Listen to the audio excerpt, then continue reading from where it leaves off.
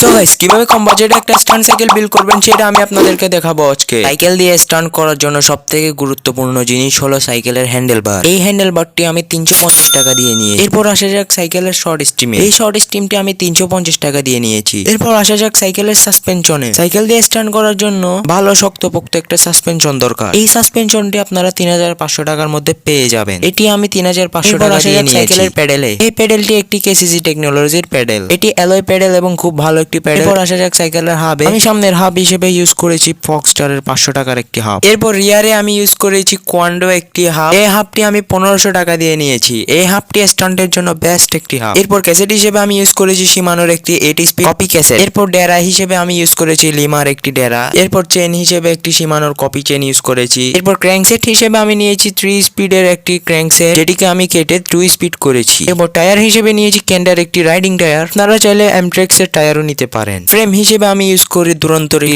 লোহার ফ্রেম। এই ফ্রেমটি দিয়েও ভালো স্টান্ট করা যায়।